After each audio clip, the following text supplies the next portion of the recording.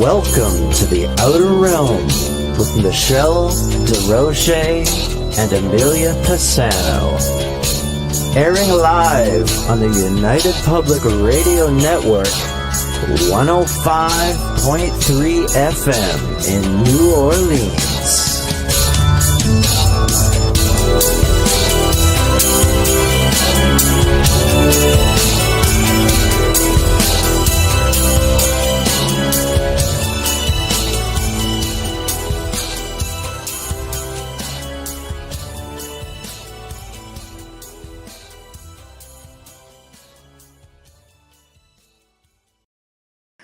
Good evening, everyone. Welcome to the Thursday night segment of The Outer Realm. We are broadcasting live on the United Public Radio Network 105.3 FM from the Gulf Coast and 107.7 FM from New Orleans.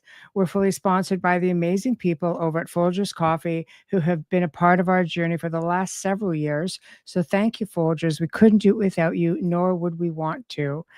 Also, thank you to Justin Snicker, aka Dr. Snick, the Sonic Surgeon, for the contribution of his music, his time, and his voice for the intro you just heard. He's an award-winning composer of Halloween, horror, and sci-fi dark wave electronic music, which can be found on any of your favorite music streaming platforms.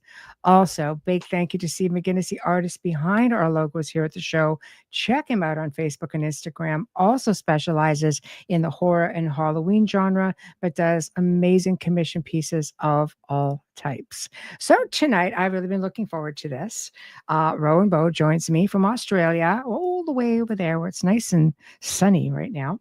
Anyway, she's here to talk about her latest book, The Travelers, an experiencer's guide to extraterrestrial disclosure. And you know it's going to be good. You know we all love alien stuff and UFO stuff and contactees and including yours truly. We have Dolly, we have Preston, and it's going to be a lot of fun. So sit tight, hang in there, and welcome our guest, Rowan Bo. Hello.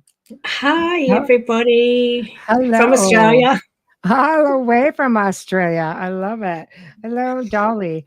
Hello. Hold on, just getting it. Hello, Polly. Welcome. And I love you too, Janie. Hello. Oh boy. Hi, Mark. Hi, Mark. How are you? All the way from England. You're a champ because it's like 2 a.m. for you. So I'm always amazed when I see him in here. Hello, Holly. So welcome. My goodness. Welcome to the Outer Realm. It's so nice. Hi, everybody from all around the world. Yes. Yeah. I know Polly and Dolly, and then there's a Holly. And then Holly. Does it make you want to just break out in some kind of a little tune, So I'm gonna put up a copy of your book here. Here we are. The Travelers, an Experiencer's Guide to Extraterrestrial Disclosure. And this is your accounts, your true accounts? That's correct, yes. So it's actually broken into 3 parts, the book. So the first part is everything that I've experienced. So I've had 40 years of experience with 3 different alien beings, starting from when I was 8 up until only a couple of years ago. And I still have psychic contact with them. So then the second part of the book is trying to explain what is going on with ET and any non-human intelligence and what the government is trying to disclose and where we're up to with everything and what are UFOs, what are dimensions, all these sorts of questions. Mm-hmm. And then the third part is how to become experiencers ourselves through our own spirituality, excuse me, and expressing ourselves, manifesting, becoming psychic, all those sorts of things. So I've got exercises that I do and other people can easily do so that we can experience the higher realm ourselves, spirituality. So 3 parts. Wow. I love it. I love it. So because I always have nice experiences too. So it's always nice to hear when somebody else has nice experiences. So where do you want to start? I always like to personally ask about humble beginnings and when it all started for you and so on. So I was 8 years old and short, dark, hooded beings were coming into my bedroom and taking me out of my bedroom and nightly. And what they were showing me several things, but it was like a lesson. So that's how I took it. So Okay. they were showing me how they fasten time and slow time down. And that was their lesson. And they would drop me back into my room, and then they would spin my room. So I would be laying there when I was 8, and my room would be rotating top to bottom, like a CT machine. And it was a really terrifying experience. I didn't want to do it. I could actually feel when they were going to be coming. Nobody believed me, of course. And my sister remembers it to this day. Thank goodness somebody from my past remembers it. Yes. But when I've done my research for my book, I found that these 3 hooded beings have been reported for 2,000 years, and they're called genii cuculati, which is hooded spirits. And after I wrote my book called The Travellers, I was like, oh my God, they're time travelers, duh. So, so this is one of the non-human intelligence that is interacting with humankind for thousands of years. Yes. So well, being tall blondes. So yeah, and then I had the greys. So I've had the 3 different. right. So do you think, I mean, your theories, do you think you have, like, some of these beings you've encountered, do you think that they are planetary? Like, do you think that they're here? Much like when I think of the Greys, I think of the Ant people and the Hopi. And I'm sure that some of your Indigenous people may have similar experiences as well. I believe that everything's interacting with us. We've got all sorts of things. We've got spirits, we've got astral beings, light bodies, ETs, cryptids, elementals. We've got good and bad beings. So I think that's what I've labeled as the non-human intelligence, because for me, I think that everything is actually interacting with us. Yes. And we've kind of called it crazy.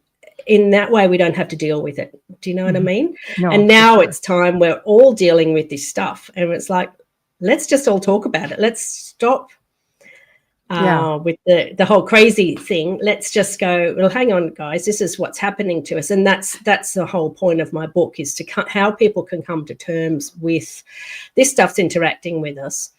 There's thousands. I mean, if you think about it, the universe is infinite. So there's could be infinite amount of beings that have been interacting with humanity for ever since time began.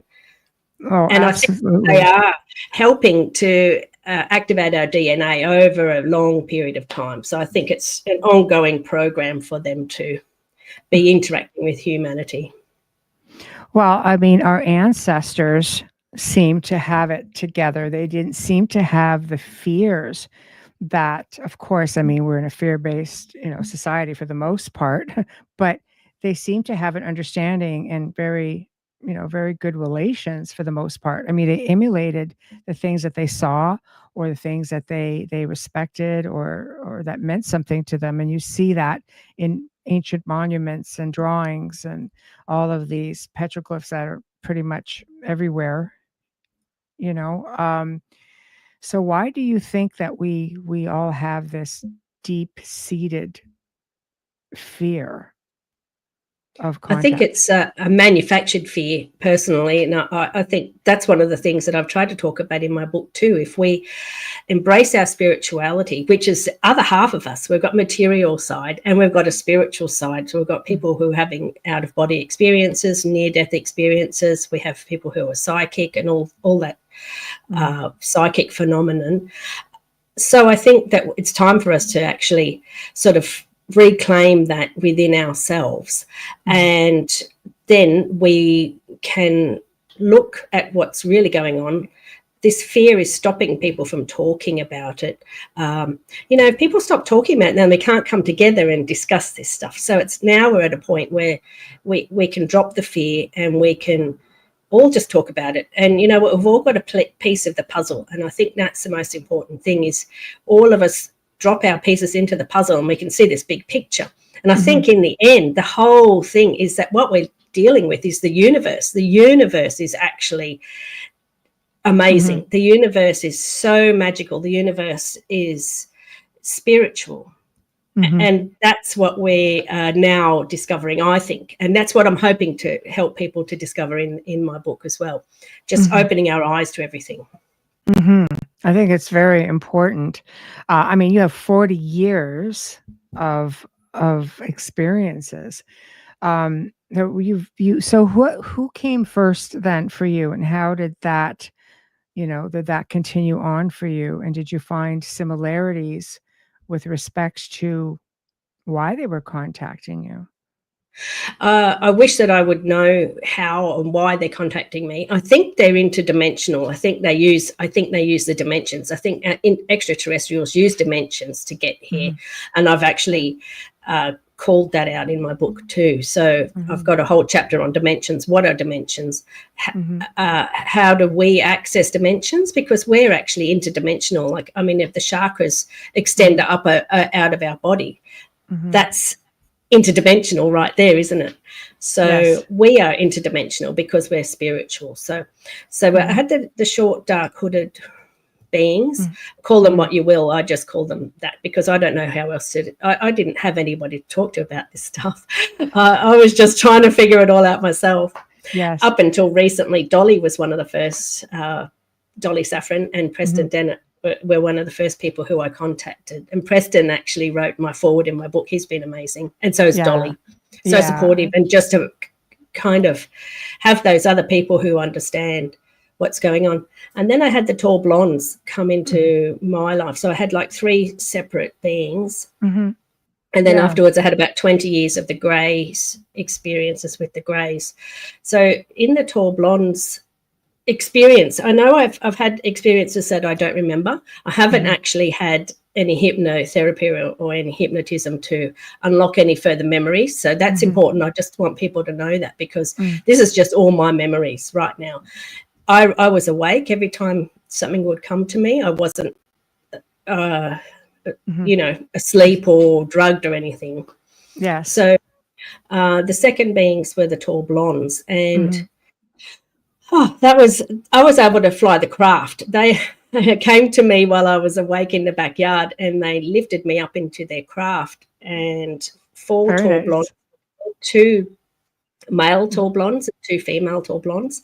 And I think it had something to do with my DNA because they were saying to me, if you can fly this craft, then you've got this DNA. And I was like, as if I'm going to have that DNA. Yeah, right, whatever. So, of course, they sat me in front of the driver's seat, if you want to call it that. I can't actually recall exactly how I flew the craft, but I didn't have to do anything. It flew anyway. And so they said to me, oh, yeah, you're flying. And I'm like, no, I'm not. It's not moving at all because I couldn't feel it from the inside of the craft. So and they went, yes, you are. Because I was so short, they're so tall. They could see out the driver's seat. And I was like, well, I'm not flying. I need a booster seat. And they're like, stand up and look out then. And I could see the fields going underneath. And so that whole experience I was wide awake for. And however, I did wake up in my bed like, whoa, okay, what happened there? But then I turned the radio on. I turned the radio on, and there was a report of the UFO seen in that area that night. So that was like, whoa, okay. Even if I did wake up in my bed that in the morning time. That's great though.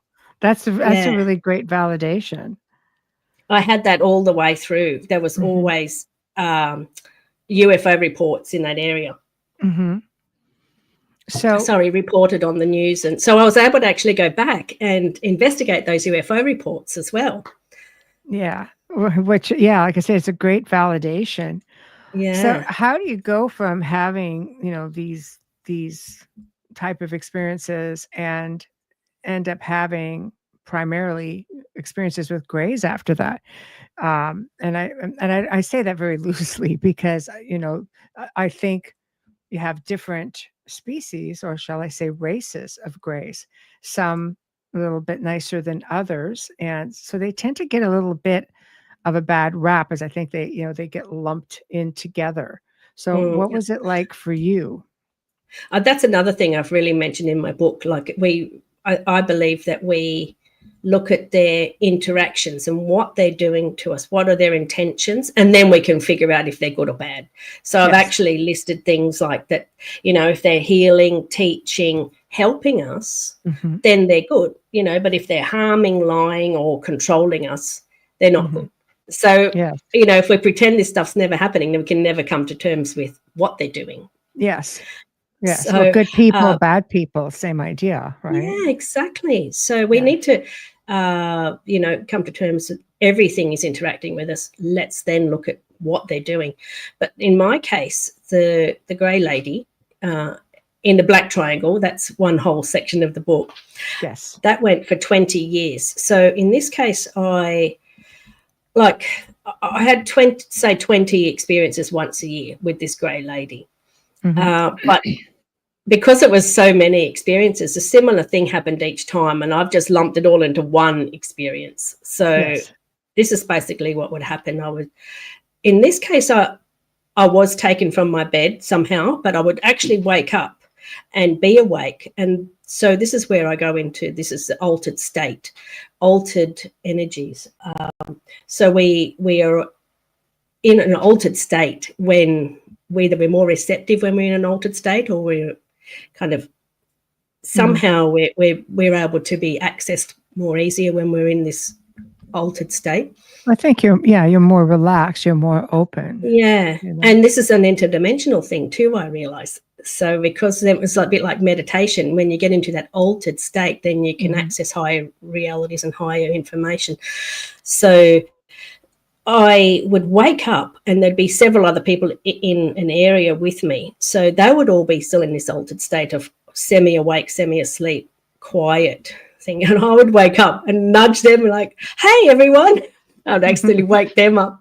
And I would be the one that woke up, though, and I would see the UFO above us, a triangle right up high in the sky. And I'd be like, oh, my God, everybody, I'm awake when I see this UFO. So I'd be nudging people going, hey, hitting them, pinching myself, going, yeah, I'm definitely awake. So I would definitely check I'm awake. I mean, you don't do this in a dream. Pinch yourself, that. Yeah, be like, yes, am I awake? Yes. Am I awake? I felt that. Yeah.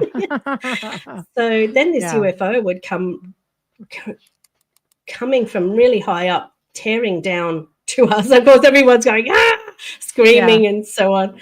And I'd be like, don't worry, everybody, you'll be fine. It's nothing to worry about, They're kind, they're here, they're helping us. So then I would go up into the craft, and my experience wasn't one of these horrible ones where the people are laying on tables and all this dramatic stuff's happening to them, but that never happened to me, at least I don't remember. And so I would have this grey lady come to me, and I would be terrified, of course, because he's an alien, you don't just, this is not, oh, hi, I'm your best friend. This was really scary for me each time. But my lesson in this case was, so I had a flight lesson. They're the space travelers with the tall blondes. And now I'm getting an astral traveling lesson, see? Yes. So these are the travelers. So they're doing different traveling. I'll explain later why I call it the travelers and why I call them the travelers. So in this case, I could feel the grey lady's energy. So her love would radiate from her being, and you could feel it like an aura, right, like from a distance. And my lesson with her is not to be scared of somebody being so loving. And to discover what universal love is. So I actually called it universal love decades ago, before I even knew anything about the universe, if you know what I mean. So I would find that I would have to go, well, if is she bad then, if she can project so much love and have so much love within her and be so benevolent? So that's my lesson. I had to actually... her and I would go face to face, probably a couple of feet away from each other, and she would kind of we would share mind space together.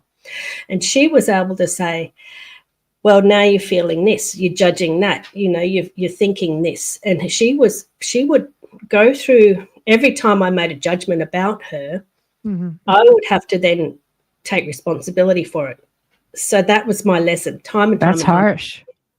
It was. And you think, oh, yeah, I this and that. Oh, you're pretty. She's like, I don't care about pretty. What are you focusing on my face for? You know what I mean? It was very, yeah. Wow, it's like being chastised. Like it wasn't. It was like sharing yeah. this consciousness pulled together, and her to just be able to. So we were sharing thoughts together. Yes. And I could hear her, and she could hear me, and it was like that's the only way I can explain it. Like a pool where we're sharing this space together, which is amazing. So this is why I say this is spiritual, because this love is spiritual. What she was doing is like a cosmic universal love, just projecting this amazing presence. So can that be bad? So this is what I'm saying about intentions. What are their intentions? They're not here to harm us if they're doing that. I think.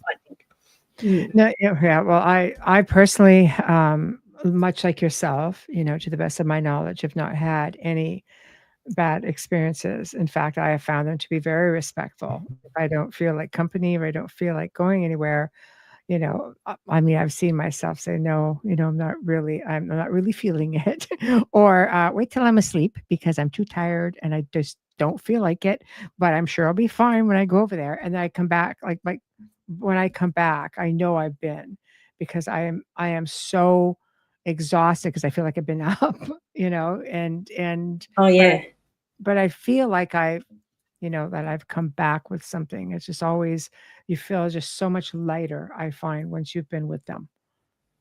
So you've had face-to-face experiences as well?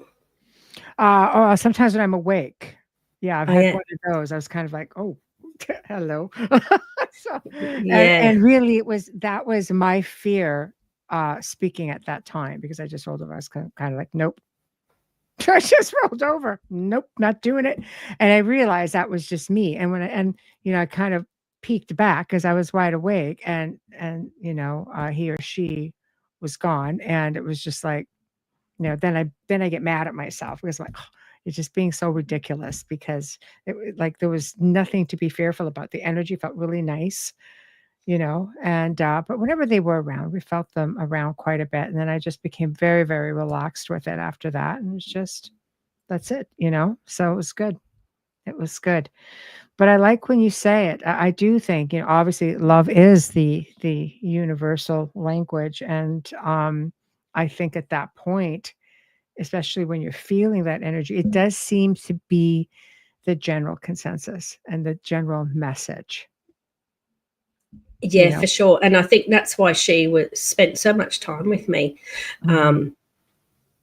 really just pulling out these fears, these judgments, this worries and everything.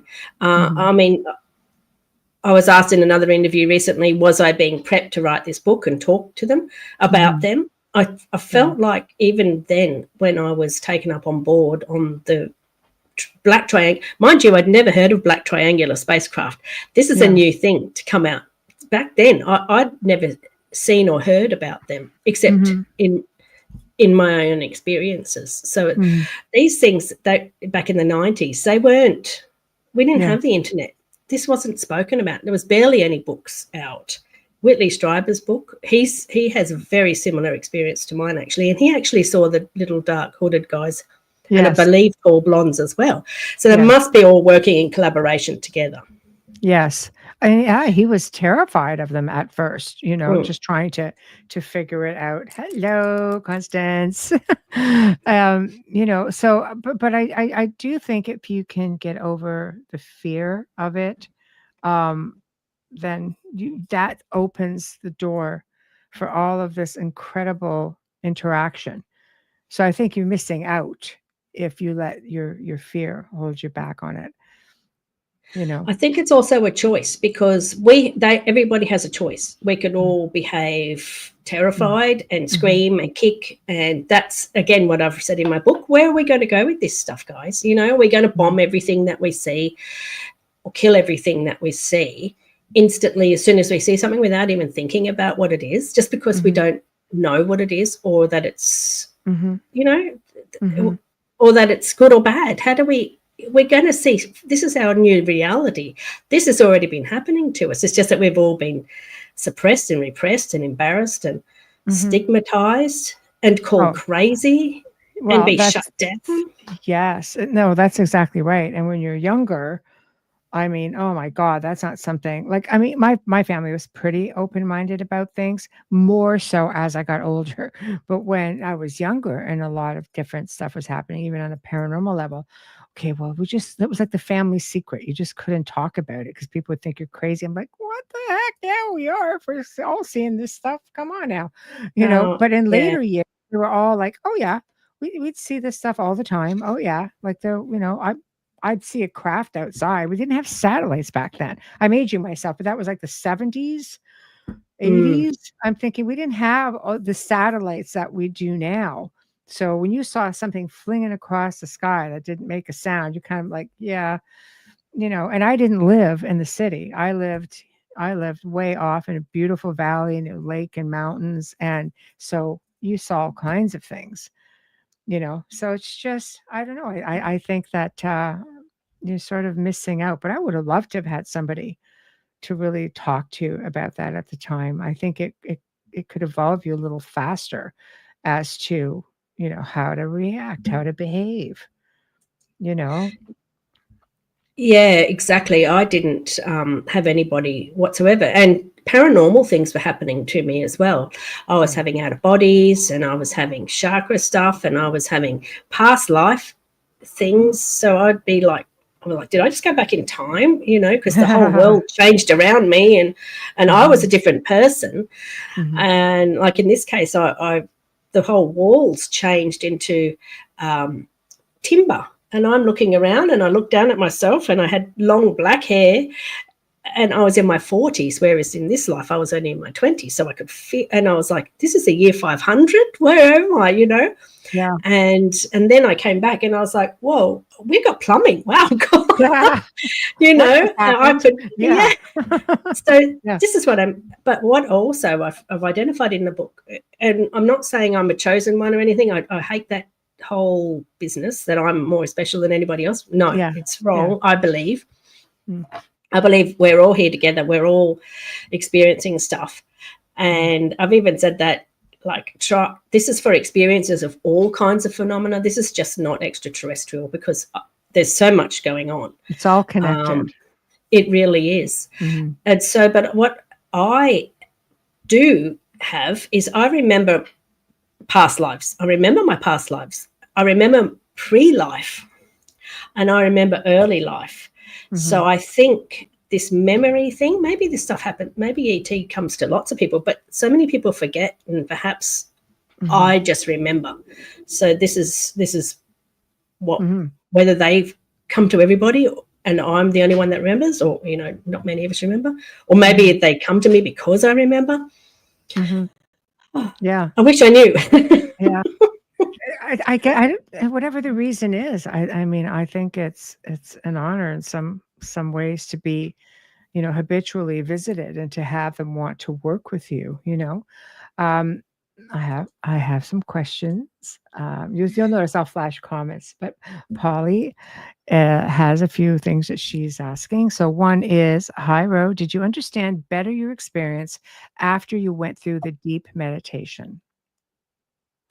Oh, she's probably talking about, I went to Mary Rodwell, and I said, look, I've got 40 years of experience. This is not there's no way I'm going to be hypnotized and go through 40 years of what on earth happened. Yes. So I did a Zoom meeting with Mary Rodwell, and she just went into a deep meditation with me to unlock and unblock any blocks and locks that I might have had. So since then, I was already writing my book, so that took a whole year, like that was 12 months of me writing that. So I was researching and writing every day. And in the middle of the night, I'd wake up at 3 a.m. I must write this stuff. So that's why I was getting downloads and help and guidance and dreams. And don't forget about this. So I'd wake up going, oh, my God, I must write this now while it's there. So yes. When she says, did I remember, what was her question exactly? Anyway. Did you understand it better after going through this deep meditation? I don't really think I understood anything better because everything was already there. I only unlocked and unblocked a couple of memories to do with a couple of experiences that I had missing time off. So I was able to, I've written it all in. I can't go through, I can't tell you the whole book. I can't read the book out, but, and 40 years of experience, you can't just download in half an hour sort of thing. So yeah, exactly. Yeah. So Constance is asking, did you write about your pre-life in your book? Yes, I did. Yes. So I've called it the starry universe. God is the starry universe. If you want to know what that is, it's in my book. Because everything's stars and everything is out there. And when people die, they report just being in this starry universe, which is heaven, and they can travel and they can go everywhere. And the heaven's in this realm as well. So that's what I remember. I remember being in this starry universe during a pre-life, and then just sort of hanging out as you do. And then also when I've had an out-of-body experience, I was in this realm as well, like in this starry. I was looking at nebula, and everything's beautiful. So this is reported by not just me. So this is, I think, when we get into the altered state of dying, shall we call it? Yes. Well, we can just go everywhere. We can just be everywhere. And, we're part of the universe. That's the main message, I suppose, is us to just experience the universe. It's so complicated and so amazing. I think it's to help us remember who we are, where we come from, that we are really one, and we all are a part of something so much greater, Yes. And, I mean, what do you really, go back to normal life after being an experiencer? I had a lot of my recollections. It, like, as an adult, and everything started happening again. I started remembering, going, oh, this is what was happening when I was littler, right? That I just, didn't talk about it. So, and my grandparents, and it all started connecting the dots. But once the light went off again, it was just kind of almost like a sense of utopia. It was just like a whole different type of a connection.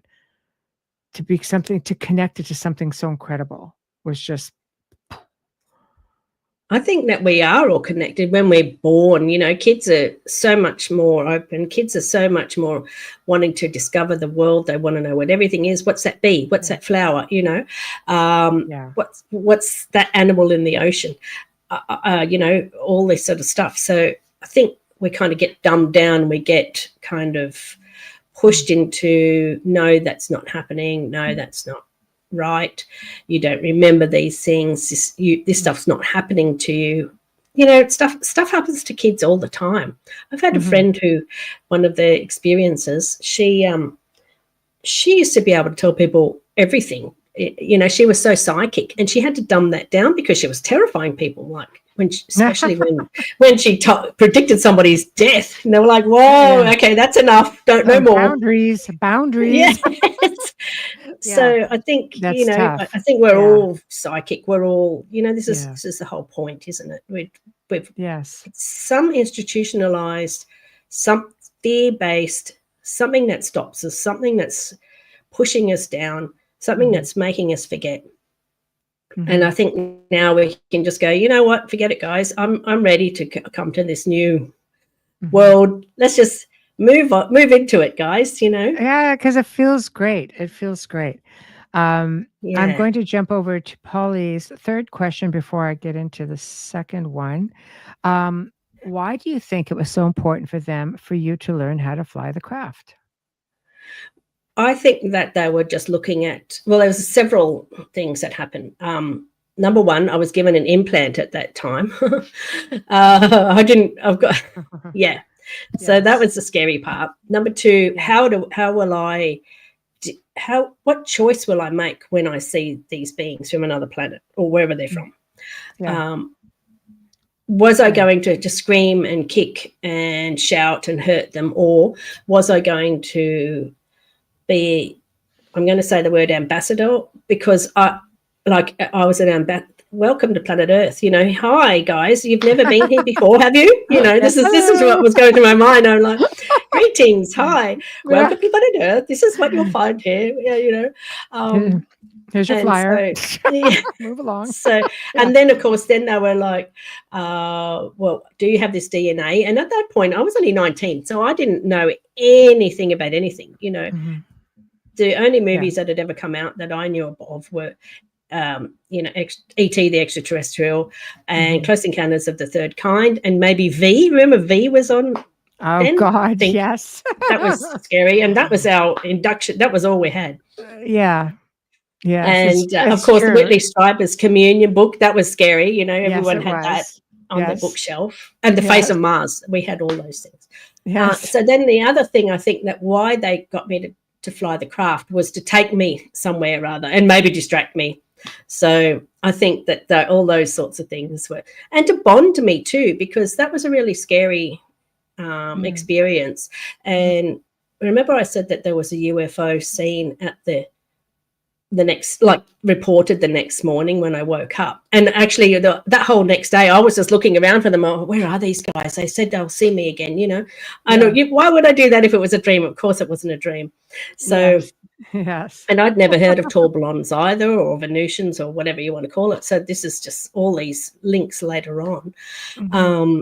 But so what actually happened, that UFO on the radio wasn't the same kind that I actually was in. It was a different UFO. It was a cylindrical, large green craft. So that was reported on the radio. Well, significantly, when I was in Africa a few years later, that was seen twice directly above me. Africa, there's, so it's following you. It was following me. It was there like a week apart in two separate occasions. So these tall blondes obviously had something to do with that, and were obviously following me, because in between those two experiences, when I was over in England, there was a disc-shaped craft above our car for miles and miles and miles and hours and hours and hours as well. And that's the missing time that I had. That, coming back to Polly's original question, I was able to unlock that, and they were there then. So I think there's a sort of breeding program that they have, because I had missing fetuses as well. So, that's no wonder I'm like, my brain was like, oh my God, your question was, when did you change? Well, I was always changed. This has never been anything not weird and freaky in my life. This has just all been weird, Well, every experience changes you realistically. So in that we don't know what's going on. Material world is not all that there is. There's just so much more going on. Oh, we know nothing here. Nobody's giving up the information freely. Let's put it that way. As far as, having something concrete, unless they're, just look at everything that's going on right now. Scientists are fearful. Who's the craft over the planet? It's like, oh, for Pete's sakes, or somebody saw a little tiny dot in the light in the sky, and they're like, oh my God. Well, wait until you see these big things that follow you around the place, Yes, exactly right. All right. She's also asking about the painting behind you. The painting. That's Gustav. Yeah, that one's Gustav Klimt, and my uncle painted that one there. See if I can. So there's a face in the sky. He passed away before I was born. Oh. My grandfather was a minister in the Church of England. That was his son, my mum's brother. So that's a beautiful. I think it's gorgeous, amazing, beautiful, and that's good. Yeah. Yeah. So, so, Thank you. yeah, very nice, very nice. Um, so as your experiences, progress, obviously you are on your journey and you're meeting other people. And I mean, what took you to that next step? Did you just because I mean, I look at Australia as being this place, like the whole planet, ancient lands and such, but you are in this place where you're fairly isolated compared to, let's say, North America, with this large stretch of land that they can pretty much, come out of nowhere. And they have a lot of experiences down there. I mean, there are up teen amounts of experiences throughout Australia, New Zealand, and the southern, part of Africa. It just seems to be in a really good spot where, like there's just a lot more activity, I guess you can say. There is two places here, or more than two, perhaps, that may have US. I'm going to say they do have US. Well, at least one has a US base. Yes. In the middle of Australia, in the middle of wherever, called Pine Gap. And when you draw where I was, a line to that was exactly the direction we were traveling in the tall blonde craft. Just saying. So I'm like, oh, what? So this is another question that you have to ask. Do humans have contact with these things, the US? Who knows? This is just all us trying to figure it out, isn't it? Because no one, like you say, no one's coming out with any answers. I mean, I personally think they do, just from people that I've worked with over the years. I definitely think that they do, and they would have the means to be in communication, and they definitely wouldn't tell you about it. It's like on a need to know basis, and we, the common folk, don't need to know. So, even though they're doing it to us, and we're the ones that are dealing with it. Yeah, exactly. So, I think it's founded a good founded question. So I'll tell you why I called the book The Travellers. When I was on board with the Tall Blondes, they said to me, so have you got any questions? And I said, well, yeah, where are you guys from? And they said, we're travellers. And I'm like, no, you're misunderstanding my question. I'm like, what star planet are you from, guys? And they were like, we're travellers. And I was like, what does that even mean? It was like, that's all you need to know. We're travellers. And it took me distant long. So that was when I was 19. I'm 53 now, almost. Yeah. And I'm like, travellers. And that's where, after I wrote my book and I called it The Travellers, I'm like, duh, astral travelling, space travelling and time travelling. So that's what I think, that they're literally in the interdimensions. They're just travelling around. They're coming here. It's like Doctor Who. Just go everywhere because you can. Yes. It's funny that they're just so vague, Yes, that's what I thought. I want too. to know which planet, which star system, guys... which dimension, which, yeah, but I didn't know anything about it. I thought they were going to. I thought I'm never going to remember anyway, because they'll just tell me Cassini, bloody something somewhere else. You can't even pronounce it half the time. Exactly. Yeah, unless you're Dolly. Just interestingly, they did speak English in articulate. It wasn't only so no language barrier. That's fairly interesting. Yes. So this is the whole point. Like, what's actually going on? And this is why I dedicated 1/3 of my book to what is going on, because what is going on? And there's so many theories. So I listed as many theories as I could think of. Blow everybody's minds, Yes. Well, I mean, Jim has a good point here as well. What I find hopeful, that visitors are often seen around nuclear weapon systems and make them inoperable. Such visits are well documented, but not mentioned during the congressional committee meetings. No, I thought that they were. They talked about that, the first one a few years back. Yeah. And they pretended that they didn't know anything about it. And the other senators like, well, hang on. Yes, we all know about, I can't remember what the name of it was now. Yes. Yeah. Kayson is asking, can you describe the inside of the craft? So inside the tall blonde's craft was a rectangular craft, and it was like an open deck area with 2 swivel seats at the front with the drivers, where the drivers were.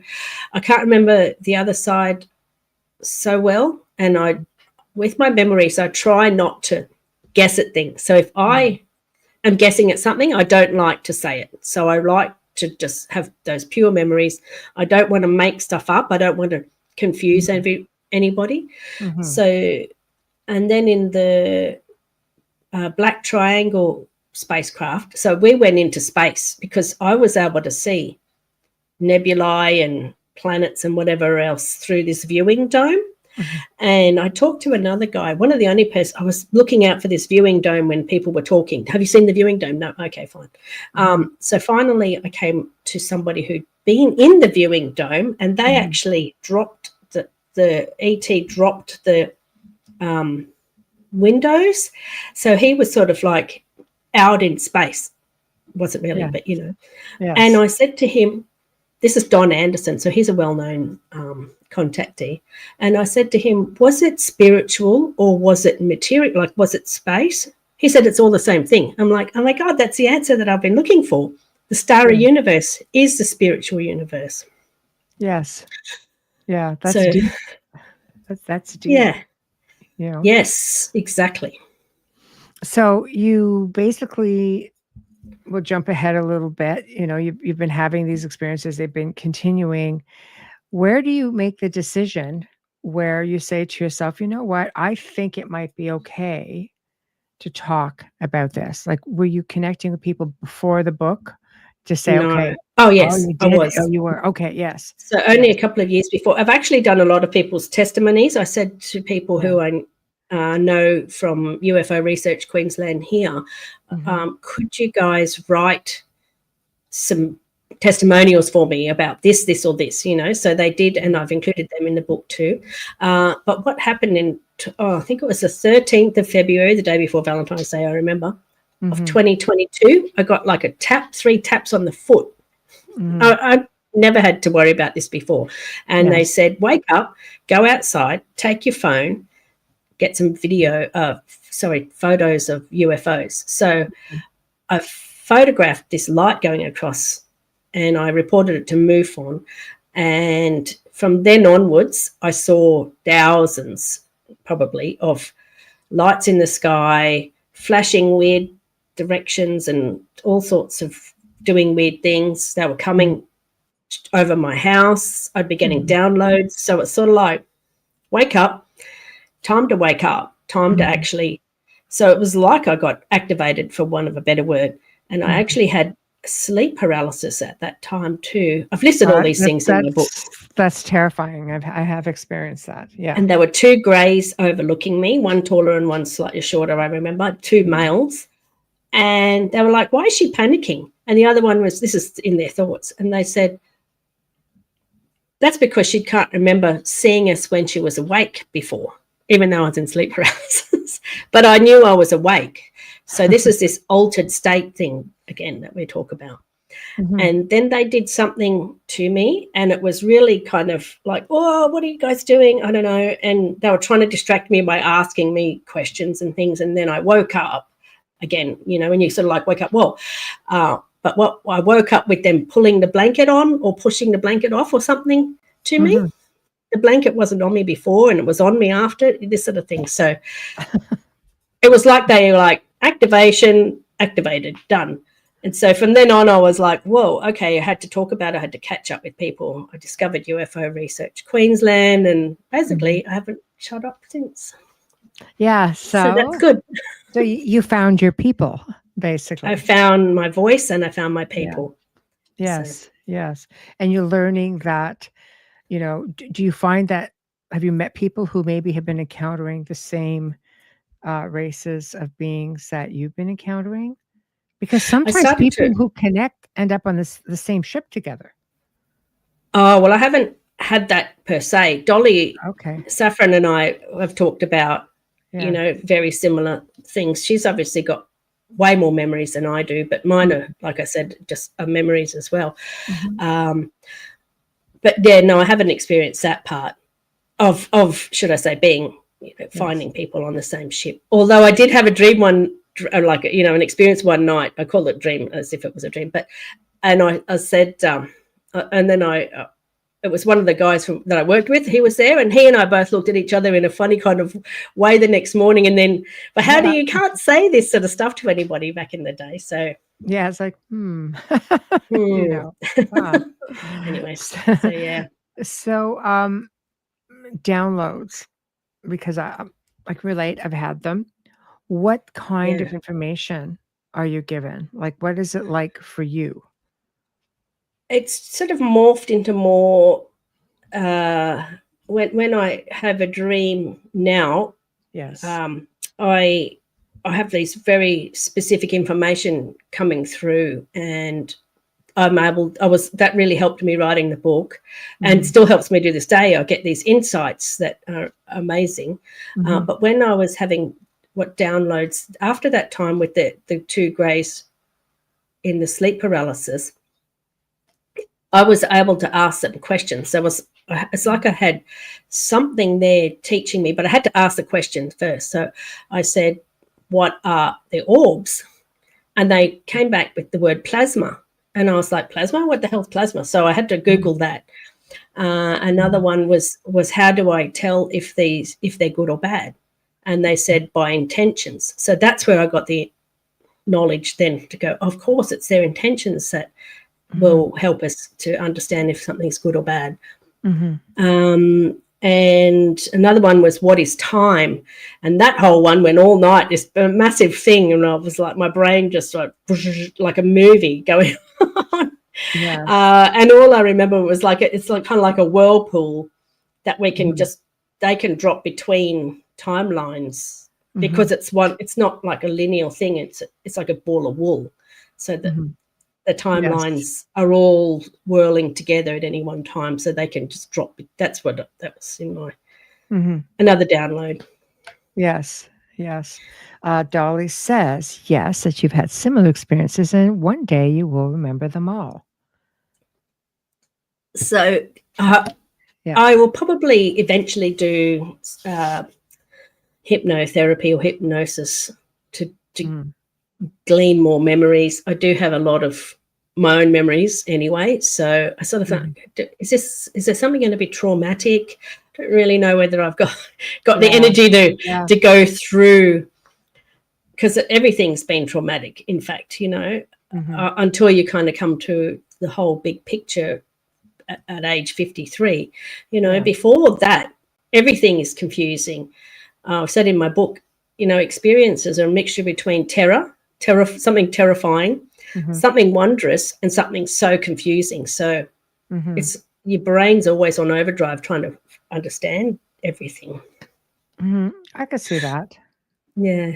I could see that. I mean, terrifying, I think, is just because the fear of the unknown, not knowing for sure. Yes, I've been definitely asked the same question. I don't have an interest in doing it, but I'm also a believer for myself that I will retain what I'm meant to, and I will remember things when I'm supposed to.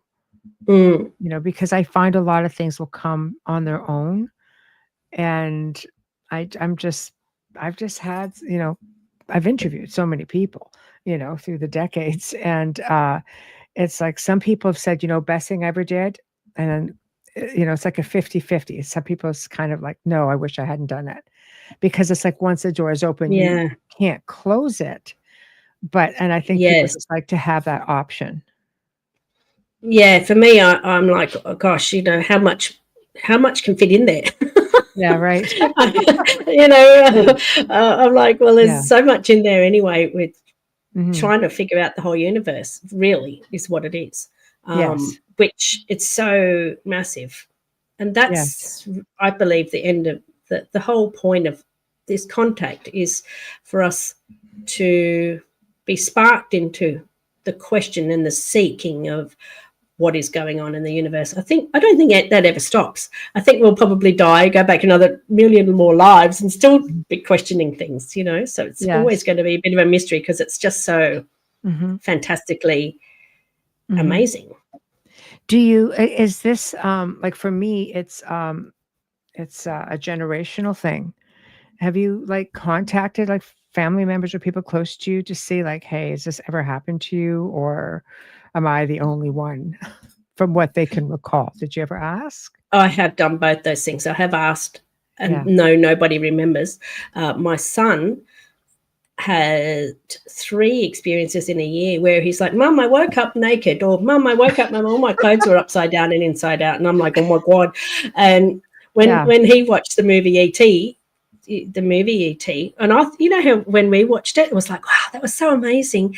I really wanted my kids to watch it. Well, he couldn't get through it, and he had to sleep with the light on from then onwards. So it didn't even occur to me that he was perhaps an experiencer. But yes. I did see a psychic called Andrew Radzowicz. He's from New York, so he's got that New York accent. Yes. He's amazing, and he actually was very good. And he said, yes, it is a generational thing in my family because we've got psychic traits, is what he said. And he said loads of other things too that made me believe that last thing that was must be part of our family traits. So. Yeah, so I that's why I think that this is an ongoing program. This isn't just like a DNA switch that they might have done 300,000 years ago. I think this is a ongoing familial worldwide project. Yes. Yeah, that's how it was. I asked a lot of questions before my mother passed. It says, I need answers, and I realized it was on both sides of my family. But again, the right lineage, the right blood type, so like, okay, that's interesting. What are your thoughts on the CE5? I've mentioned this in my book as well, because I was like, well, what are these guys just hanging around up there waiting to just go, surprise, here we are? Yes. Do they have that? Like, is this what this dimension thing is? Because people can see things in the infrared with their infrared cameras and glasses and whatever. And so does that mean that they're always there, that they can just go, oh, yeah, I'll phase in and out at any time? Yes, perhaps, because sometimes you get those flashes and you get all sorts of weird things when you're kind of calling out for them. So they must be just hanging out in another dimension, sort of slightly out of our visual range of sight.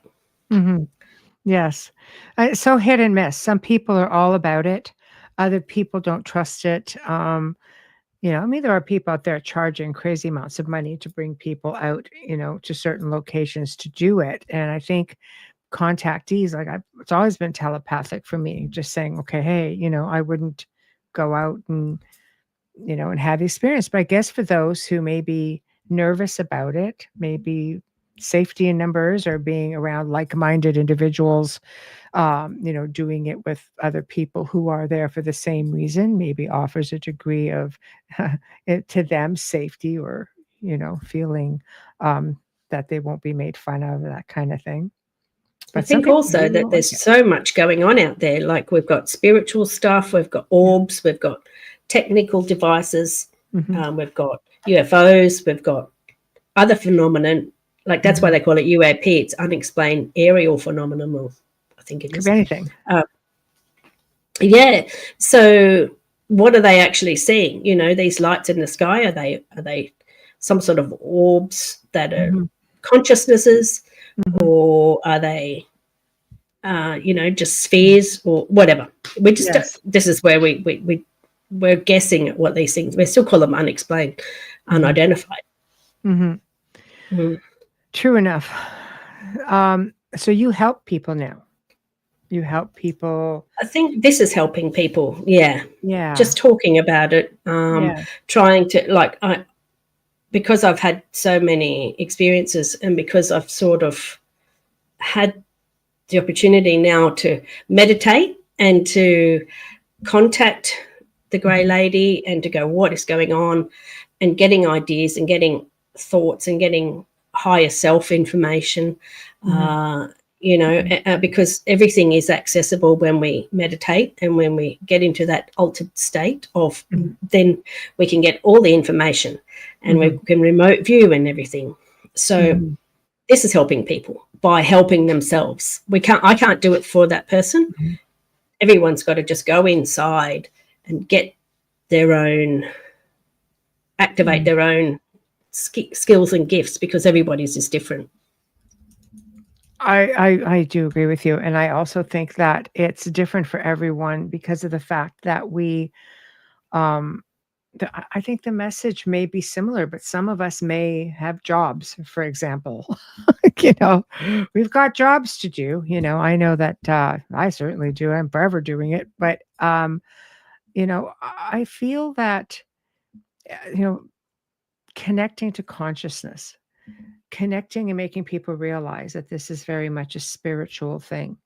I find there are some, I don't want to generalize, but people have a difficulty being in a world where it's very fear-based, you know, for the most part. We're pretty much at that point right now. And it's hard to say to somebody going through a difficult time, look, you know, tap into your consciousness, tap into your higher self. That the picture is much bigger than just contact. Absolutely, I agree. And yes, we are in a fearful time. Whatever it is this going to be fear-based information, fear-based media, fear-based wars? What is going on there? And those fear-based things are this non-good for us, shall we say? Not healing, not teaching, not helping side of the world. And so if we put that framework of what's their intentions, the people who are doing that to us are not good for us, are they? So what is good for us? So we can choose then either that way or that way, because you know what? We are powerful within ourselves. And if all this fear media and frequency is going around us, it's like a big black hole, isn't it? But if we all activate our lights, all the light can come on. I know this sounds sort of airy-fairy, but I really believe it, because that frequency can come in of the universe and our higher selves then. Yes, absolutely. I think when people are, hold on, very telling if ET makes children upset. Yeah, that's a tough one. That is a tough one. But yet we're all children.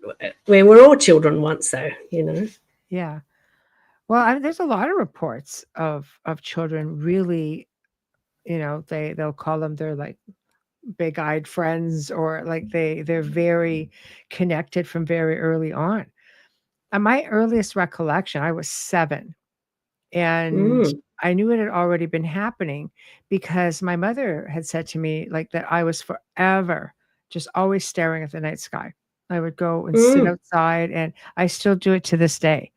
Like I just love being outside at the most ridiculous hours. I just love to watch everything that's going on. And that's how back then I was calling them. And she goes, I never knew what the heck you were doing. And my grandfather, her father, was the same way. He had a telescope, and he would just sit there for hours and just watch. I'd be just like, this is crazy. So, I mean, I think, you know, like, I don't think you would do things like that if you were scared. It comes back to us all just being here together. I think we're all spiritual beings. We all come here for a reason. Some people play different roles. Some people are more spiritual. Some people remember things like I do. Maybe you remember stuff. Yeah. Other people are just stuck in the system of fear, and they watch all the movies, and they conditioning, they play all the games. And I don't think anybody can change everybody else, but we can only change ourselves. So that's why we have to work on ourselves, and that's why it's so important to take that time to work on ourselves and figure out how amazing we are, because one day we are going to pass over and we will be awake, and we'll go, well, what was that all about? I've wasted a whole another life just stuck in something that made no sense and isn't real, frankly. Yeah, you just come back and do it all over again. Yeah, if you want to or not, Yeah, hopefully. yeah. I don't know. I think that, it's a form of evolution Yeah, to be able to, I mean, I work, with a lot with collective consciousness and energy work and things like that. It's just, I find it very easy to tap into it. And I don't think people realize how easy it is to tap into it, how easy it exactly. is to put it out there, even telepathically. I think we're all on this, having this human experience, and we tend to forget these incredible things that we can do, and that, Exactly. that they're never very far away. And I think it comes down to a choice again. So what am I choosing to do with my life? My life is going to be about helping myself, and then therefore, by extension, help other people, because I'm learning about this stuff. Mm-hmm. And I'm getting, I'm becoming aware. And that's why in the third part of my book, I've written all these exercises for just to spark people to go investigate what are chakras, and how to remote view, and how to be, write things down, and to become aware of these tools that we can use, and that's at our disposal, and that's our true self. Mm-hmm. And learning that, to trust in the things that you're hearing, especially from your higher self. I just don't think people know what they're supposed to be doing, or how they're supposed to be doing it. They hear a voice, like, how do I know it's not my own voice saying it? Yes. How do I know I'm getting a real message? I think a lot of it is lack of education on it. And that's where I think that we're coming to a point, hopefully, that we can educate ourselves. For whatever reason, we've had no education on spirituality. Yeah, we've had religious education, but that's fear-based as well. And I really like what you said there, because I think that, we can come to this point where we can develop these things and teach each other. Yes. Through our own experiences. Yes. Yes. I think just even by, providing, places for people to go, like these conferences, I think are great. It's a great place to hear folks talk about their own experiences and how they dealt with it. And, when you go and you speak, people will come up to you. I always found whenever I would speak at events, it was a matter of, you'd always got the ones that were afraid to say anything publicly. They would just pull you aside, and confide, their experiences to you, which I find so incredibly humbling, that somebody wants to entrust that information to you, just to get your insight, to be educated. I've actually just started a small group, and that's probably just going to extend, but I invited a few like-minded people and say, please invite those other like-minded people and bring them along, and we'll just book a cafe and we'll go and talk. And people can just share each other's insights and experiences, and then one will be over there next, and same people might go over, and some other people might go over. So I've just started my own, I don't want to call it support, because I don't want people to go there but but everybody's got those spiritual skills. Some people know how to do hypnotherapy. Some people are other therapists. Some people are Reiki, instructors. Other people are this and that, whatever. So some people do numerology and whatnot. So I think that, we can all help each other if we all can connect. So I think that's really important. It's about this connection again. And us, again, coming back to the light bulbs, all of the light bulbs coming on. And by us having, being able to connect, then we can share it. We can share our own experiences. We can share our own information. We can connect with others, and so it can grow that way. I think it's important, because I would have loved that growing up. Me too.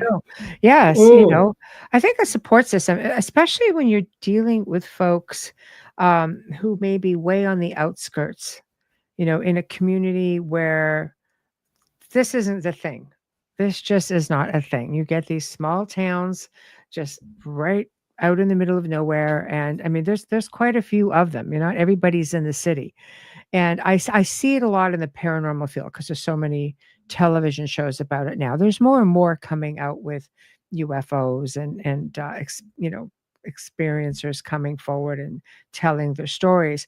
But you have those people who really don't have the opportunity to step outside their lives or their homes, and the only way they ever see anything like that is from the comfort of their living room, and that's it.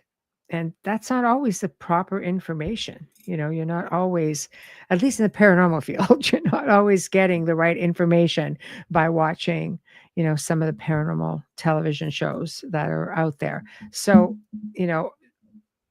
does the same thing apply to people who are just watching, getting any little bit of information they can from television and thinking, oh, this is the way it is? I've actually touched on ontological shock or existential shock in my book, and just said, look, try and connect with like-minded people. Go to a meditation group, try and find a UFO group, try and find some groups online that you're not alone. Mm-hmm. That's the most important thing, because I know I felt alone for so long until I connected with people of my own experiences. Mm-hmm. And we're all able to then just be ourselves. We don't have to explain ourselves and to feel silly and to, put the words, sorry, this might make me sound crazy, in front of every single sentence that we say. Yeah. And having people like yourself who we can discuss this stuff without having to sound crazy, because we're all on the same wavelength. We're on the same page. We all want to help other people. Mm-hmm. Well, I mean, when you started going through it, did you think you'd get to a point where you'd be doing something like this, because you've written this book on your experiences, thinking, God, everybody's just so into this? No, I was never going to write a book. And it was funny because when Andrew Radzowicz, who did my online psychic thing, he said, if you keep going down this path of UFOs, then the whole world will kind of open up for you. You will just keep on going and going and going. And I had, this is one of these decision making, like a choice again. Okay, do I stay in a marriage that I'm not allowed to talk about and I'm getting made to feel crazy, or do I continue this path? And I just thought, you know what, this is a path I can't help but continue on. So I just continued on the path of UFOs. I know it sounds crazy. No, not at all. Sorry, I just had to throw that in. Think about where you are. Yeah. But I just started on that path and kept on that path. And it's the path that's happened to me. And this is authentic stuff that's happened to me. It's not, why would anyone want to make this stuff up? It's, of course, you don't want to make it up. People do call you crazy. I've had 2 marriage breakups. Thankfully, I'm with an amazing person now. Who helps me get on this path and is supportive. And, you do need people supporting you around you. If you're getting made to feel crazy, that's not fair from people who should be supporting you. It's, trying to find somebody who can get their head around the crazy, because I think, from the outside looking in, do you have somebody that's like, okay, so she's being contacted. Am I safe at night alone in my bed? Because there's a whole other fear there. Like, if they're not familiar, let's say somebody's going to go see Rowan talk, and like, oh, things happen, you connect up your friends, or you have a relationship. What about the random guy?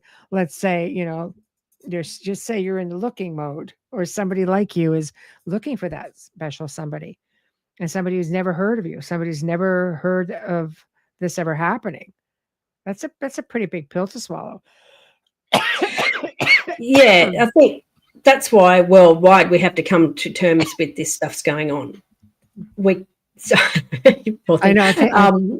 I'm catching it from you, Ro. Sorry. And I do think that as a world, we are having to come to terms with this stuff's going on. I mean, the US government is having, I think it's on the 9th of September US time, more hearings. I just shared something from Trump saying that orbs and UFOs were around. Just because the mainstream media is choosing to be on that fearful side, shall we say, and not talk about this stuff doesn't mean it's not going on. And so it's a big pill to swallow for people to discover this stuff's going on, to come to terms with it. You know, this is ontologically shocking for the whole world, because the whole world has pretended this stuff isn't happening. We've all been silenced for since Roswell, probably. Oh, I think a lot of things changed with Roswell. I mean, so this is going to be a big effect on the world once people realize en masse that this stuff is happening. And that's what prompted me to write this book, An Experiencer's Guide to Extraterrestrial Disclosure, because I am an experiencer. I've had to deal with it. How do we as a world deal with this stuff? So this is a big... I didn't come up with... by the way, I didn't actually invent that. I invented the Travellers, but that Experiencer's Guide to Extraterrestrial Disclosure, I woke up one night and went, that's it, that's my subtitle. And so it was like one of the epiphanies that didn't come from me. It was like, this is what you have to do, wallop. So I got it in a download, so to speak. So yes, I think it works. I you know, for years I research and I research and I research, and there are countries throughout the world who have always disclosed, you know, like they're not weird about giving out information. Yeah, like you didn't have to be afraid to report something. You know, I think France was, for a long time, they had an organization within their government where you can go and say, okay, well, this was reported, and they would put it out there. This was reported in this area. You know, but there were countries like that. And I think somewhere along the lines, it's just became this taboo where, no, we're not going to talk about it. And everything hinges on the United States. Well, I mean, what about all these other countries? There's so many of them have said, no, our pilots see them. Our pilots see them. We know this is happening. You know, especially when you're looking at even soldiers from World War I and World War II. And there were these deathbed confessions because they were never allowed to say anything before. And on their deathbeds, they're saying, okay, this happened, and I want to get this off my chest because I'm dying. And there were all kinds of stories. Yeah, exactly. And, you know, they've had the Men in Black or FBI, CIA, whatever, putting people, like I even saw a quote the other day. It was something like, the dead can't talk. So that's a big thing, a big fear manufacturing thing where people have had their lives threatened. Bob Lazar, he had thing like his birth certificate deleted, I think, you know. They're going to make you disappear in one way or another. This is a big campaign. And this is, again, us waking up and saying, is this how we want it to be? Because there's just a tiny percentage of people, or other people might say they're reptilians. I'm never going to say that word. I'm not, that didn't come from me or anybody other than humans. I think this is humans manufacturing this fear. I think it's a control thing. I think if nobody talks, we're all being controlled, and we do not have to be that way. This is our choice. This is our world. We don't have to bomb it. We don't have to go to war. You know, this is not something 99% of us are choosing. This is a 1% of people choosing this for the rest of us, because then they keep us down, they keep us controlled, they keep us shut up, they keep, you know. So we are at a point in, I believe, in our world with timelines. We can choose this timeline or we can choose that timeline. And this is the time we have to choose. This is why it's so important for people to wake up themselves and to go, choice, guys. Which choice are we going to take? Are we going to be blindfolded and dragged down the road of destroying the world, or are we going to go the opposite way and save the world? That's a tough one. I mean, there's because I mean, I agree. I've been, for the most part, very open about my own experiences. You know, I don't tell everything. Obviously, some things are very personal, and I don't see myself writing a book. So I just feel like some things are very personal. And there's some things that I do, and I'm happy to share. Because I think once you put yourself, and Dolly will say the same thing, when she made the decision to just come out and start talking about it. Once you get on the world stage in one form or another, people start to trust you, or they can relate, to your experiences, then they feel safe in coming out and pretty much exposing themselves as well. Yeah, That's a big one. I think if this is something that I think could happen when we get contacted by benevolent ET. If we don't, I personally don't think that we as a whole should go, they're gods again, because I'm sure it happened before. No. This person is a god. That person is like I call it the Messiah complex. So this person will solve everything. No, we need to stop doing that.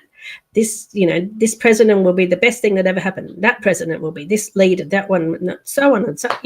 Everyone's putting their power into something else other than themselves, and this is where we have to stop doing this. Like, don't give your power away. Essentially, don't give your power away. You are powerful within yourself. Yes, you can make the best life you can. You can manifest your own life. I've written how to manifest in my book. We are part of this universe. We are all part of the universe, whether you're a demon or an angel, So what are we going to choose? This is all about choice, I believe. This is a big choice factor. What am I going to do with my life? What are we going to do with the planet? Where are we going to stand on the world stage when these UFOs and aliens or whoever else that you want to call them is going to come here? Because this is a big choice. But they'll help. I mean, I've been a planetary light worker, energy worker for years, and I'm often just directed in how to do something or to do something. Most of the time, I don't even remember after I've done it. They'll guide you. You just find yourself instinctively knowing what you're supposed to do, and you do it. Yes. That's your higher self, I think, too. And that's absolutely. What we all can have access to. Yes. And how to have access to it. Yes. And plus the universe is helping, because you get synchronicities and signs, and you get directed, and you get all sorts of amazing miracles happen completely by accident. And you get, all of a sudden, you get directed down this path, find this book that you never thought you'd find. Somebody posts you a book that you never thought you'd read that helps you, these sorts of things. So I think it's a big mechanism that's all in place. So this is what it's all about, the universe, the starry universe. Yes, absolutely. She goes, yes, the universe, the all mind, the guides. Me says, are our higher selves on a craft or within? I think within, personally, right? That extends to a whole other world where Dolly will know about Talada. A consciousness. Are UFOs conscious? And Dolly explains it. She's been a big help to me with her book, as you know, Symmetry, where she says that the craft is embodied. So then, therefore, if you think about it, what I've thought about anyway, is if people can astral travel, then those crafts can astral travel. Then you come back to the word, the travelers again. So they're astral traveling wherever they want to go. Yes. That's why we can do this too. We can, once our science and our astral spiritual self connect, which is starting to happen now with quantum mechanics and these sorts of things. So we'll get there. Well, it's a way of hiding spirituality, with a little quantum stuff. Well, it's still scientific. Yeah. It's like, okay. And Einstein even was trying to find God too, I believe. Yeah. Einstein knew that there was something. That's the biggest question in the world, right? That's the question. What is God? The creator? Yes. And then I just call it the universe, because everything is the universe, and therefore everything's conscious, and then therefore everything's alive, and so on. Yes. So basically, the the importance, of disclosure is we're at that pinnacle right now where it needs to happen. Now is the time. And I'm sorry, guys, this is going to be scary. It's going to give you ontological shock. You're going to be shocked by what you hear. It's going to take a lot to come to terms with. People are going to be scared. People are going to need groups. People are going to, need those people who are a rock. Yes. Someone that they can talk to, somebody that they can. And so I think that, we can all help each other. That's what it's all about. So somebody who wants to explore being an experiencer or a contactee, or maybe somebody that needs to just a little jolt maybe into remembering, what do you recommend? Somebody says, Ro, I want to do this. I would recommend meditating. Yeah. I would recommend going within. I'd recommend contacting the source or your higher self or your guides, if you can. And I also would recommend being aware of what information is coming back at you. And I think because information is energy, so we can choose what we want to hear. If something's whispering, oh, everyone hates you and, you're terrible and no one likes you, that's not good for you. And then I know. And yet there could be something there telling you this stuff, because there's so much out there that it could be, the whole world could be full of beings that we just don't even see, So yes, this is the whole point of us waking up and becoming aware of our surroundings and becoming aware of what energy, what is coming at us and how we can deal with it. Yes. As Carrie says, sharing is so helpful to bring us all together in healthy conversations. Exactly. Yeah. Like what we're our experience. So being of people, I think of like mind is definitely helpful. And I say, read. Don't just, don't just, the shows are not all necessarily going to give you the proper information. Right. We can always learn more things. We can learn. There's so much to learn. I mean, we can just be like, I read all the time as well. I don't have time and energy to listen to every single podcast that comes out. But there's groups. There's lots. Yeah. Find your groups, find your people, find the ones you connect with people yourself. If you can't find a group, then start a group. That's what I say. Yes. You've got like festivals coming up. You've got things happening. So you want to talk about that? I just had a festival on the 8th to 10th of August. That's the only Australian UFO festival. Oh. But we do have groups. UFO Research Queensland, they have they're actually 70 years old next year. So other than MUFON, they're the world's largest research organisation. I think, it has been a little bit hidden behind closed doors, a bit private. Shh, don't tell anyone that we're catching up. But now I think just go and find your people, find your tribe, find people that. Someone in your area, Someone in your area. Yeah, I'm creating these cafe groups further north of Queensland, and Facebook invited everybody I knew, and I'm like, what's it doing? I wanted to try to and I've got people from overseas all of a sudden joining, and I was like, well, thanks universe, I guess that you have to, now it's time to spread the idea that, so we only have one UFO festival in Australia. I know America has loads of them and they're really big over there. So well, they're everywhere for sure. Let's talk a few minutes, since we're slowly getting up there. Manifestation. I've been able to do it for a long time, and what I realized was what you're thinking is not what might happen, or should I say what you're thinking will happen, but what are you thinking? So what you have to manifest, I just get a book and I write out every perfect thing that I want, not just, oh, I don't want this to happen. No, I write what I do want to happen. I want it to be positive. Mm-hmm.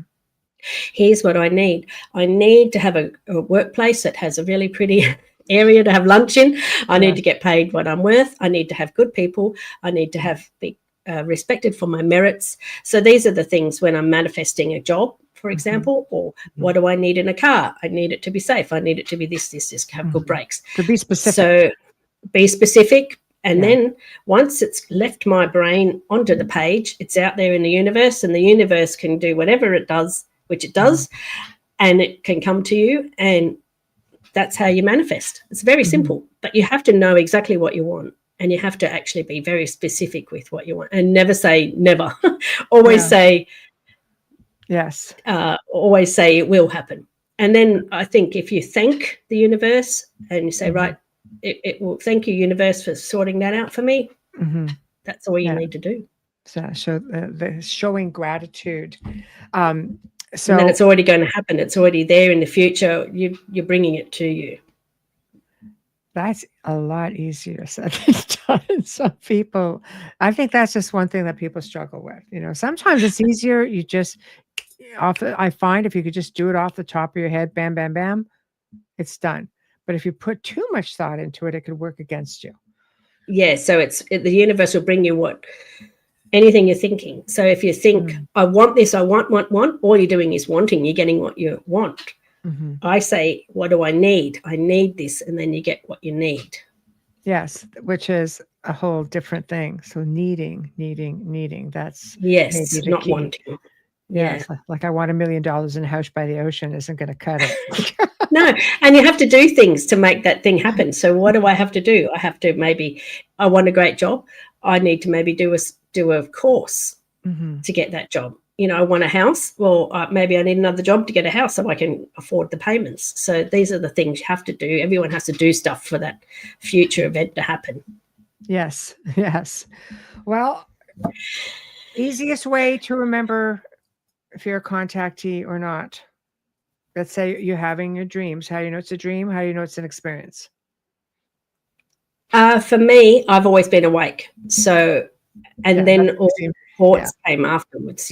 So the UFO reports come afterwards. So I was able to go, oh yeah, gosh, even if I want to pretend this stuff's not happening, you get forced to have to remember it because it's happening in real life as well, because I got those UFO reports. So that was how I was able to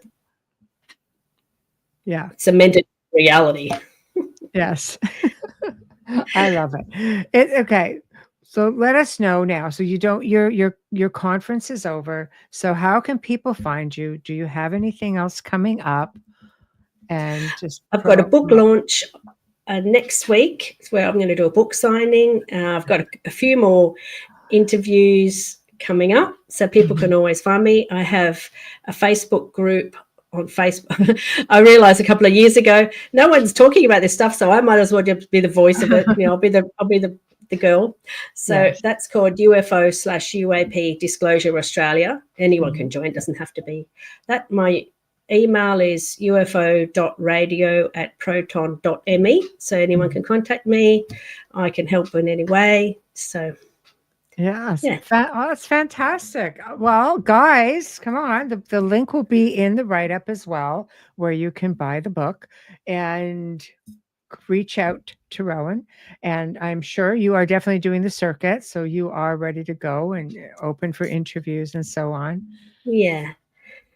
And I'm happy to help in any way I can, even if it's just to put people in touch with another group, for example. I think everyone can sort out their own networks. Cindy, hello. Where can we find reports, UFO reports, or on your website? I don't have a website. No, I'm just a little person. I'm not that,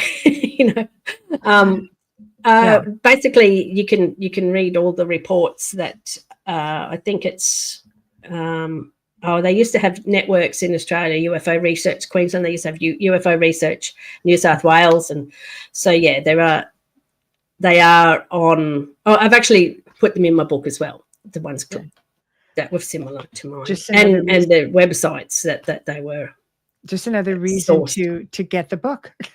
Oh, well, yeah. Thank you, everybody. I will put it up right here. There we are. Yeah. So, all right, everyone. So, the Travelers and Experiencers Guide to Extraterrestrial Disclosure. And we've been sitting here on the Outer Realm, the United Public Radio Network 105.3 and 107.7 FM with Rowan Bo, talking about her experiences and a whole lot more. Everything is in the book. So, yeah, we got some little tidbits on that. And you have to want all the details. You're going to have to get the book. Now, is this just a hardcover through Amazon, or can people get it on Kindle? People can get it for no money on Kindle Unlimited. I think it depends on also what $7.99 Australian to get just normal Kindle audio, not audio book, sorry, the Kindle version ebook, and I think it's $30 Australian to buy a soft cover, the paperback. So there's something for everyone. If you don't want to wait for shipping, then you can get an ebook or you can get a Kindle version. Yeah. Fantastic. Thank you. Yeah. Oh, it's been a pleasure. Thank you so much for hanging out with me tonight here in the Outer Realm and talking about all of these incredible experiences that you've had. And everybody in chat room, thank you all for hanging out with us as well. Thank you for your questions and your comments. New faces and old. We love and appreciate all of you. Tuesday on Beyond the Outer Realm, everybody, Philip Mantle, all the way from the UK, joins me, and he's going to be talking about his latest book, Pascagoula Uncovered: Witnesses, Files, and Audio Tapes. Yeah, it's going to be awesome. And Wednesday, we're going to have a total brand new guest with us, talking about, also from Australia, ironically enough, and Elsa Dillon. And she's just been so delightful, and I'm really looking forward to hearing her stories, because she and her family have had experiences for such a long time. And she says that they have been in contact with over 400 different beings through experiences and channelings. And oh my goodness, it's just really incredible. Thursday, still up in the air. So we're going to have to wait to see when I put up my weekly lineup for that. But as you can see, there's going to be a whole lot of UFO talk, at least on Tuesday and Wednesday. So thank you all again for tuning in. Have a terrific weekend, long weekend, I believe, in Canada and the US. So be careful on the roads. And the kidlets go back to school next week. So, careful. Anyway, have a good weekend. Have a good holiday. And we'll see you next week. Good night. Bye, everyone. Thanks for everything.